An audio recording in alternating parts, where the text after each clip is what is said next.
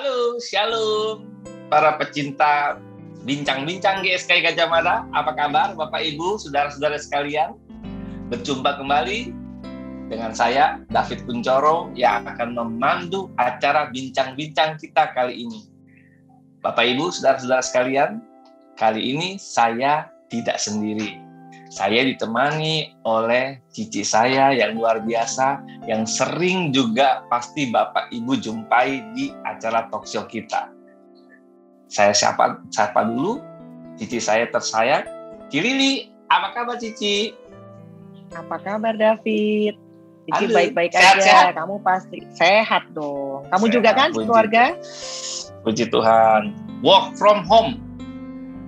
Iya, kita harus ikut program pemerintah work from home. Makanya kali ini bincang-bincang kita kan lewat Zoom.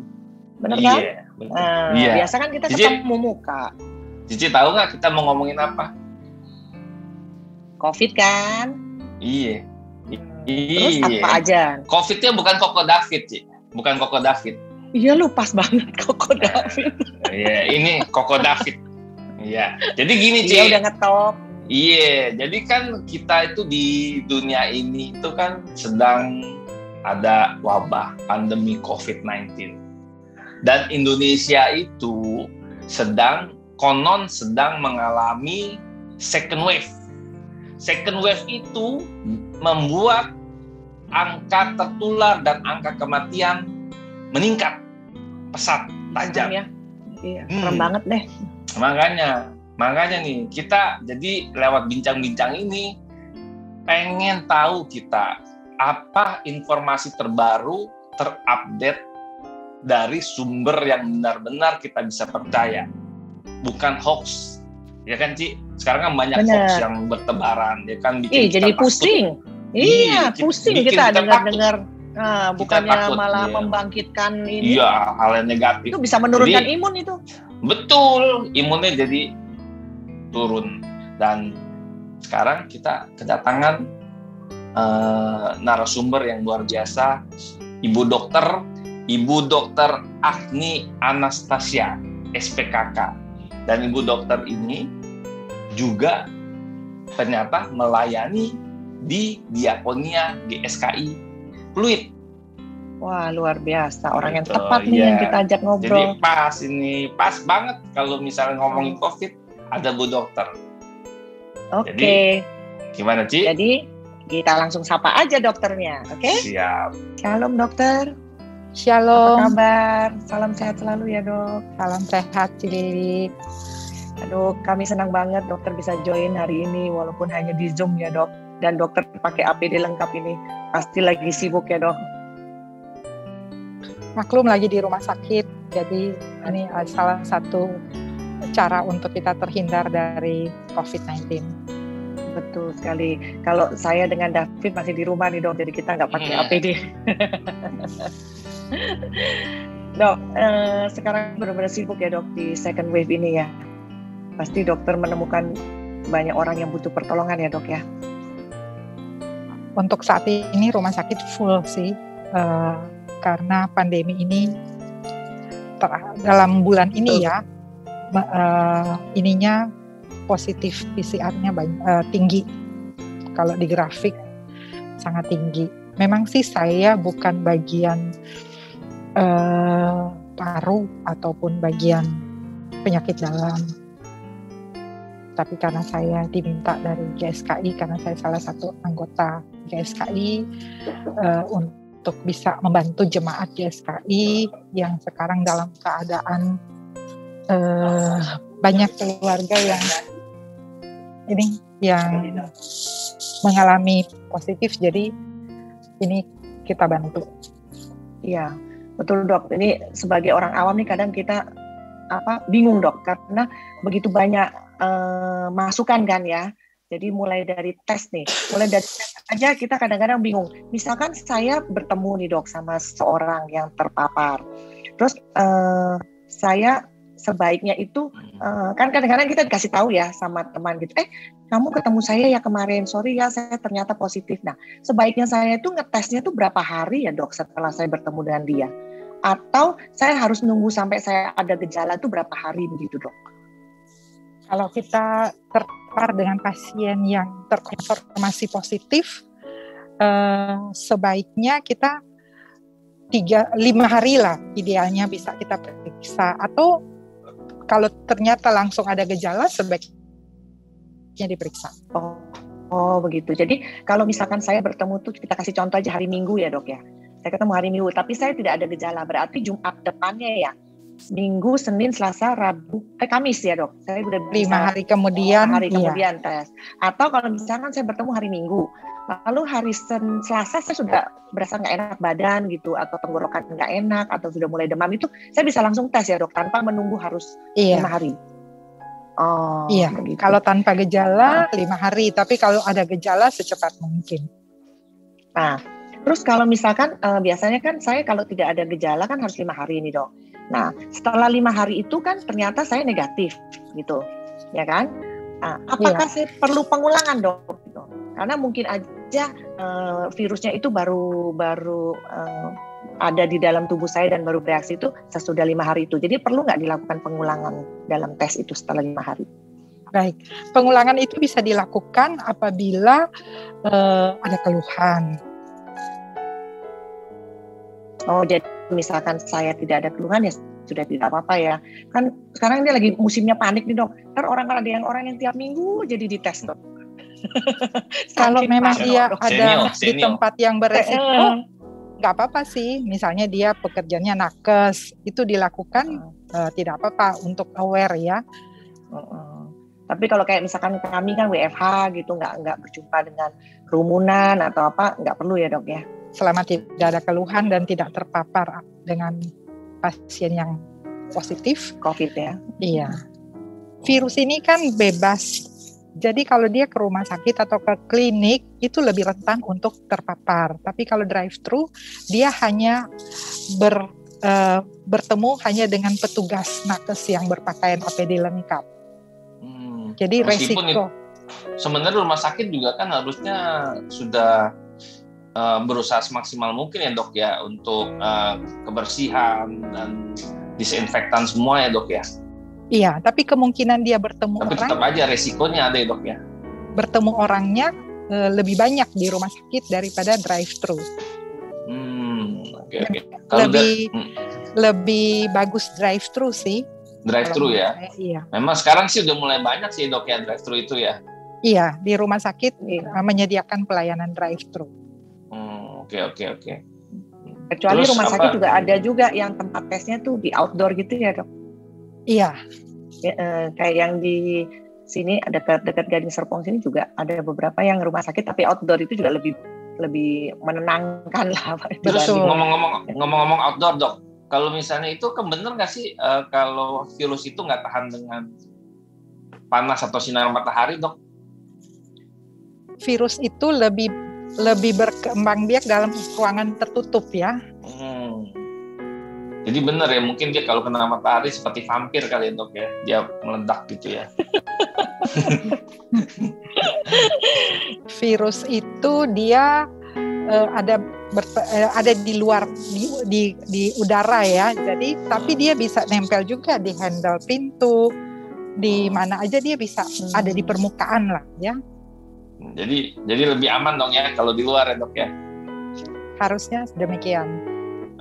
Tapi kalau dari rumah sakit ya dok ya, kalau ngetes begitu ya itu dijamin orisinal nggak dok? Artinya pasti tuh ya. Original apanya? Pemeriksaannya. Artinya gini, jadi ya kalau dibilang positif ya benar-benar positif dan CT-nya semuanya itu memang sudah diukur gitu ya dok ya. Sepanjang rumah sakit itu kompatibel ya. Pasti dia tidak mau rumah sakitnya jelek hanya gara-gara pemeriksaannya abal-abal. Betul. Benar-benar. Dok, tadi David ada singgung soal CT nih dok. Ya kan? Kita kalau tes kan kalau antigen itu nggak ada CT. Jadi sebenarnya CT itu apa ya dok ya? Terus apakah kita harus periksanya tuh yang ada CT-nya gitu? Itu gimana ya? CT itu biasa kalau pemeriksaannya PCR swab. Kalau antigen sih tidak terdeteksi ya, tapi kalau PCR swab itu ada. Tapi sebagai pasien maupun klinisi kita tidak tidak prefer untuk CT. Itu lebih ke arah untuk laboratorium ya. Lebih ke arah keluhan sama swabnya itu positif atau negatif. Memang itu bisa jadi salah satu sebagai penunjang saja. Tapi itu bukan utama dan tidak terlalu penting untuk pasien sebenarnya. Itu lebih ke orang lab-nya ya. Oh, karena kan yang sepanjang orang awam tahu itu kan semakin tinggi CT-nya katanya sudah mendekati sembuh gitu. Iya. Kalau CT-nya di bawah 30 itu infeksius ya. Kalau 35 ke atas itu bagus. Tapi sekali lagi itu sebagai dokter kita tidak terpapar pada CT-nya. Kalau untuk lab itu mungkin bisa. Karena ada juga yang positif tapi CT-nya di atas 35. Nanti kan bikin pasien bingung ya. Betul dok. Jadi ada yang 35 tapi statusnya dia masih positif. Jadi akan bingung. Dan bilang katanya kalau sudah CT-nya 35 walaupun positif dia sudah tidak bisa menularkan. Nah, makanya itu bisa bikin bingung. Yang paling penting sebenarnya hasil swabnya. Jangan jadi kita hanya berpedoman. Iya. Oh, jadi kita berpedoman hanya negatif dan positif aja ya dok? Harusnya. Oke. Ya. Terus lalu kalau itu dok, antigen tadi dok, antigen jadi walaupun antigen sudah tidak reaktif, itu ada kemungkinan nggak saya swab jadi positif? Iya, karena hasil antigen itu akuratnya hanya sekitar 80%. Kalau swab itu adalah gold standarnya. Dia akuratnya bisa sampai 97%. Oh, jadi sebaiknya kalau saya misalkan sudah ada gejala, saya langsung swab aja ya dok? Karena lebih akurat. Justru kalau ada gejala dengan pemeriksaan antigen sudah positif sebenarnya sih langsung diterapi ya. Karena sudah akurat 80%. Tapi kalau ternyata justru ada gejala swab antigennya negatif, nah kita sarankan harus swab aja. Yang PCR? Iya. Oke. Jelas nggak, Fit? Terus itu apa dok? Karena sekarang kan di mana-mana rumah sakit sudah mulai penuh nih dok ya. Iya. Bahkan saya dengar beberapa rumah sakit sudah menutup unit gawat daruratnya. Gitu kan. Dan saya juga baru pertama kali nih seumur hidup dengar kalau UGD ditutup. Gitu. Mungkin jadi sakit penuhnya kali dok ya. Overload. Kira-kira dok ya. Jadi gimana ya dok ya? Kita harus kalau gitu kita pertama mesti jaga kesehatan. Terus kita mendingan isoman aja ya dok kalau memang ternyata positif gitu ya. Dan memang yang mengerikan itu kalau bukan mengerikan ya, yang mengkhawatirkan tuh kalau kita sesak nafas ya dok ya. Itu gimana ya dok ya cara ngatasinnya ya dok ya? Atau kita mesti minum vitamin apa gitu atau isoman? Iya. Saat ini rumah sakit se-Jabodetabek ya, terutama kan full. Jadi yang indikasi untuk dirawat sebenarnya yang sesak napas karena dia nggak bisa napas. Jadi meskipun dia positif, indikasi untuk dirawat sekarang lebih dipentingkan untuk pasien dengan gangguan sesak napas. Memang itu yang membahayakan ya dok ya kalau sesak napas itu ya dok ya. Dia nggak bisa napas lagi, virusnya udah penuh di paru ya. Bisa gagal napas ya dok ya. Iya. Ya, jadi emang sebenarnya virus ini yang bermasalah tuh untuk orang yang komorbid ya dok ya. Iya. Komorbid ya, yang mempunyai penyakit-penyakit tertentu ya dok ya. Iya. Jadi sebenarnya kalau dia masih OTG harus itu nggak usah ini ya dok ya. Dirawat. Iya, nggak usah dirawat ya. Tahun lalu virus COVID-nya itu tidak seperti sekarang. Ini sudah COVID Delta ya. Jadi kadang-kadang juga kita tidak berpikir itu komorbid atau tidak. Begitu virusnya itu masuk dengan imunitas kita yang turun, itu bisa membuat gagal nafas. Gitu ya. Artinya sudah nggak boleh main-main ya sama yang fase yang sekarang ini virusnya ya dok ya. Kita nggak pandang itu komorbid atau bukan, makin cepat kita terdeteksi virus COVID, secepatnya diantisipasi. Jadi jangan tunggu sampai sesak napas. makin jadi, dini. Jadi sesak nafas itu tahap paling akhir yang paling mengerikan kali dok ya, kalau menurut saya. Ya. Jadi memang makin waktu dini. awal-awal, makin dini kita punya keluhan, makin cepat kita terdiagnosa, makin bagus untuk mengatasi COVID tersebut. Oke. Jangan pikir kayak dulu lagi, komorbid baru kita aware. Iya. Siapapun sekarang begitu terpapar atau ada keluhan, makin cepat diatasi makin bagus. Nah, kalau kita misalkan kan nggak dapat rumah sakit nih dok, kita isoman ya, isolasi mandiri. Lalu obat apa dok yang sebaiknya dikonsumsi ini untuk emergency-nya? Karena kan sekarang juga obat-obatan kita pusingnya dok, mesti cari obat A, obat B gitu. Sedangkan obat itu juga susah dicari. Jadi maksudnya yang standar untuk yang bisa kita dapatkan gitu, daripada nggak minum apa-apa gitu. Maksud Bu Lili, begitu kita sudah terdiagnosa COVID ya? Iya, betul. Jadi kan kita isoman nih karena nggak ada rumah sakit, dan sementara mungkin belum sampai sesak nafas kan sudah harus dokter bilang harus cepat ditanganin gitu ya. Iya. Itu ada obat apa yang kita harus konsumsi itu dok? Iya. Paling nggak untuk tahap-tahap itu. Iya, jadi begitu kita terdiagnosa positif dan ada keluhan, sampai hari ini sih obat virusnya yang kita pakai oseltamivir atau golongan favipiravir. Itu diminum kalau memang sudah terdiagnosa positif. Karena ini virus. Di samping itu untuk naikkan imunitas tubuh dengan berbagai macam vitamin, di antaranya vitamin D3, vitamin C, zinc, Starmuno, Imbus ataupun isoprinoson untuk naikkan daya tahan tubuh. Kemudian biasanya ada obat-obat yang sesuai gejala, seperti demam, kita kasih obat demam, batuk, kasih obat batuk. Jadi yang paling penting imunitas harus tinggi, tidak panik, berusaha untuk tidak menularkan ke orang lain, dan menyiapkan obat COVID tersebut. Oke. Dok, sorry dok, saya mau tanya. Tadi kebetulan pas lagi ngomong-ngomong imun, dok saya bukan imun ya, saya jadi teringat apa tuh namanya badai sitokin. Sitokin ya dok. Itu sebenarnya apa sih dok? Badai sitokin itu terjadi pada pasien yang sudah dalam fase sesak napas dan paru-parunya sudah nggak bisa mampu untuk mendapat oksigen. Oh, jadi, itu kondisi tertentu ya dok ya? Jadi itu kondisi yang sudah tingkat ini ya, parah. Jadi jangan sampai kita sampai ke fase tersebut. Itu mungkin juga karena stres kali ya dok, bukan nih? Badai sitokin itu terjadi karena paru-paru kita nggak bisa mampu memberi napas lagi. Itu banyak faktor, stres juga bisa mungkin membuat salah satu badai sitokin itu jadi lebih parah.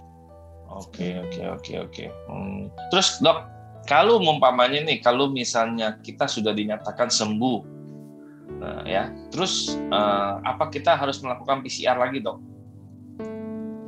Dalam arti apa ya Pak Dakun bilang sembuhnya, keluhannya tidak ada. Negatif. Negatif nih sudah nih. Nah, nanti setelah negatif, kita setelah negatif itu berapa lama lagi kita boleh ngecek lagi, ada kemungkinan kedua kali kena ya dok?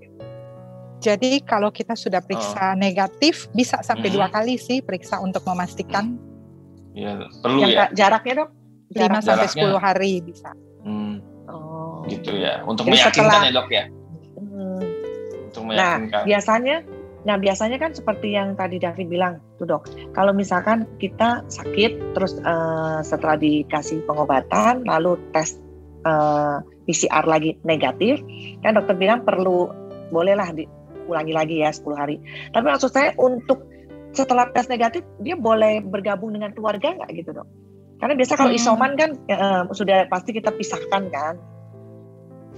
Kalau yang sudah negatif, apa dia sudah aman untuk bergabung dengan keluarganya? Intinya virus itu sudah tidak terdeteksi dalam tubuh pasien. Untuk yang swab PCR kan kemungkinan negatifnya, positifnya kan 97%. Jadi masih ada 3% yang tidak terdeteksi. Jadi tetap kita tidak boleh anggap enteng. Jadi harus tetap campur dulu ya. Sampai 2 kali periksa ya. Jadi jangan 1 kali aja. Oke. Ya dok, sekarang kan sudah mulai ada vaksinasi nih dok, ya kan, vaksinasi. Jadi kan diharapkan dengan adanya vaksinasi tumbuh antibody, betul ya dok ya? Iya. Dan nanti setelah vaksinasi 1-2 kali, kalau kayak Sinovac itu kan 2 kali ya dok ya? Iya. Kalau AstraZeneca juga 2 kali, cuman lama ya. Kalau Sinovac sebulan harusnya sudah balik lagi kedua, lalu baru tumbuh antibody. Dan kira-kira penting nggak sih dok sekarang tes antibody yang sekarang lagi rame ini? Kalau kita mau tes nih antibody kita berapa, itu kira-kira perlu nggak dok ya? Jadi tapi kayaknya sih kalau jadi tinggi, jadi kita jumawa ya dok ya? Iya. Dari sok nih jadinya kuat gitu ya dok ya? Tujuan kita periksa antibody untuk apa Pak? Itu aja. Iya, betul ya. Untuk yakin ya?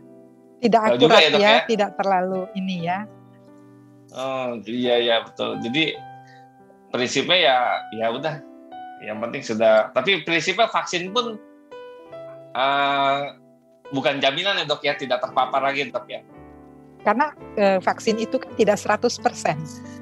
Paling tidak kita divaksin dengan harapan untuk terpapar tidak akan lebih parah daripada tidak divaksin. Kalau gitu ya dok ya. Tubuh sudah membentuk antibody kan? Ya betul. Jadi sudah mengenali dok virusnya, sudah mengenal antibody sudah mengenali virusnya gitu ya dok ya. Iya. Makanya makin cepat rakyat Indonesia itu divaksin, makin bagus untuk menekan mortality ya. Iya. Ada nanti tumbuh herd immunity dok. Iya. Ya, mari kita vaksin. Iya, itu tujuan. Sudah vaksin kita. belum kamu? Sudah dong. 2 sudah kali. Vaksin. Sama dong. Keren. Nah, mengenai vaksin nih dok, karena ini di teman-teman sekitar teman-teman banyak yang menanyakan begini dok. Kita vaksin Sinovac itu kan hanya 65%. Ya, kita vaksin pertama, vaksin kedua. Boleh nggak kita tambah vaksin yang ketiga gitu dok? Pertanyaannya itu. Bisa, itu bisa dilakukan nanti ya. Karena kan nanti bisa dilakukan, tapi harus ada indikasi ya. Ini aja belum semua tervaksin. Sebab kan ada sekarang vaksin gotong royong tuh dok, yang kita bisa bayar sendiri gitu. Jadi makanya mereka banyak yang menanyakan, wah kalau kayak gini kan memang pemerintah sudah menyiapkan 1, 2, ya sudahlah yang ketiga bayar sendirilah ibaratnya begitu loh dok. Itu bisa dilakukan. Itu nggak masalah ya, bisa dilakukan. Ya. Tapi tidak dalam waktu dekat ya. Dekat ya. Dan itu berbeda jenis vaksin nggak apa-apa. Misalkan pertama kita sudah Sinovac, kedua Sinovac, lalu yang ketiga nanti misalkan ada vaksin yang Pfizer atau yang lain Moderna gitu. Untuk detailnya pada waktu vaksin ketiga bisa kan bayar sendiri, jadi bisa konsultasi langsung dengan dokter yang memberikan vaksin. Iya. Oke. Benar dok. Kalau dilihat ya dok sekarang ini kan itu dok, ibaratnya kita sudah nggak bisa menghindar, ya nggak Fit? Iya betul. Iya kan? Mana bisa menghindar lagi kita, maksudnya kita juga nggak bisa membedakan orang yang OTG ya kan, atau di sekitar kita gitu loh. Kalau terpaksa harus keluar kan membeli bahan makanan atau apa. Jadi seperti yang dikatakan sebelumnya itu memang mau nggak mau kita nih harus hidup berdampingan dengan COVID ya dok. Nah kalau dokter nih memberikan wejangan atau nasihat apa buat kita nih yang memang soon or later tuh memang kita harus berhidup berdampingan dengan COVID gitu loh dok, maksudnya untuk saat ini apa nih itu ya dokter saat ini nasihat dari dan anjuran dokternya? Iya, karena kita dalam keadaan pandemi berat ya, yang paling penting sih tidak terjadi kerumunan ya, karena itu virus ada di udara. Di rumah pun kita berusaha untuk tidak ketemu orang, tidak terima tamu, dan memakai masker. Cuma mungkin hal-hal kecil sih seperti pemakaian masker. Setelah kita keluar, pulang itu maskernya jangan masuk di rumah lagi, digunting. Gitu ya dok? Iya. terus handle pintu, pokoknya dia bisa ada di permukaan, jadi harus benar-benar bersih, cuci tangan sesering mungkin. Intinya virus itu berterbangan di udara, jadi masker harus yang baik lah ya. Seperti sekarang kan dibilang masker bedah dilapis sama masker kain. Jadi nah, kita terus cuci tangan, terus masker itu begitu selesai dipakai harus langsung dibuang. Kalau kita dari luar tidak perlu masuk rumah lagi, digunting, taruh di tempat sampah. Jadi habit, kebiasaan hidup itu kita harus lakukan, dan tanpa jangan memikirkan diri sendiri. Kita harus lakukan itu dalam rumah. Sekarang kan kita nggak ketemu orang di WhatsApp atau di media apapun, kita berusaha mengirimkan berita-berita baik bagaimana menjaga diri. Jadi dalam hal ini yang paling penting, apapun berita yang kita pikir baik, kita forward ke orang-orang. Jadi jangan memikirkan diri sendiri, tapi kita harus, meskipun awam atau siapapun, kita punya waktu di rumah untuk selalu memberitakan hal-hal baik bagaimana menyelamatkan diri dari virus tersebut. Jadi jangan bosan tambah ilmu terus mengenai COVID ini, karena banyak hal yang akan kita tahu demi untuk melindungi diri sendiri dan keluarga. Yang fatal nih dok ya, mengenai selain obat nih, kalau saya lihat akhir-akhir ini juga oksigen ya dok. Iya. Nah itu yang saya banyak sekali dengar kan, pada kekurangan oksigen, yang isoman itu loh dok, terutama cari. Nah kalau menurut dokter, maksudnya pertolongan pertama dok, kalau misalkan ada keluarga atau ada teman yang kira-kira membutuhkan oksigen tapi nggak ketemu tabungnya, nggak ketemu, mau isi ulang juga sulit gitu, apa ya pertolongan pertamanya ya dok? Yang bisa kita lakukan sendiri, belajar untuk latih napas sendiri. Jadi tarik napas dalam, tunggu beberapa detik, turun. Jadi kita berusaha ambil oksigen yang ada di udara. Jadi tahap kayak orang membangun rumah, fondasinya kita sudah hidup sehat. Terus kalau ataupun ada apa-apa, intinya jangan sampai kita sesak napas, karena virus itu masuk dan membuat masalah di paru-paru. Jadi berusaha untuk sampai tidak ada keluhan. Begitu ada keluhan, kita langsung antisipasi. Kalau sudah sampai mesti semua tunggu nanti begitu ada tabung oksigen di rumah sudah aman, itu hal yang keliru. Jadi kita selalu dari tahap sebelum sesak nafas ya. Iya. Jangan sampai kita mengobatin pasien sampai sudah virusnya sudah sampai di paru. Paling utama itu masker yang benar. Kita berusaha cari cara bagaimana pemakaian masker yang benar supaya kita tidak, virus itu kan masuk dari hidung dan mulut. Hidung itu waktu kita bernapas, mulut itu waktu kita makan sembarangan atau kita foto, itu hal-hal buka sebentar untuk foto, buka sebentar untuk makan. Jadi sebaiknya makan harus sendiri di ruangan tertutup. Kapan kita bisa buka masker? Selama di luar rumah tidak boleh. Sekarang pun di rumah harus pakai masker juga. Walaupun kita sesama keluarga. Kan dulu kita cuma tahu masker pakai di luar rumah. Sekarang di rumah pun harus pakai masker. Makan pun tidak bisa lagi kita keluarga makan bersama. Makan harus sendiri-sendiri. Bukan kita curiga, tapi pencegahan yang kita lakukan itu dari dasar dulu. Kalau semua mengerti pencegahan dasar, kita tidak sampai harus cari oksigen. Betul. Dan kalau ada informasi tentang vaksin dimanapun, tolong kasih tahu keluarga, sanak saudara atau grup. Jadi kita meskipun kita awam atau siapapun berusaha untuk berbagi hal-hal positif untuk mengatasi COVID ini. Jadi untuk mengatasi COVID ini tidak hanya tenaga kesehatan. Semua kita punya kewajiban. Dari diri kita sendiri berusaha untuk merubah sikap jadi sehat, kemudian menyebarkan info-info kesehatan untuk teman, keluarga. Kemudian kalau ada di mana ada vaksin gratis, tolong disampaikan ke semua orang. Mungkin ada yang tidak tahu, Jadi setiap hari kita berusaha untuk berbagi berkat mengenai COVID ini. Dan itu sangat membantu orang.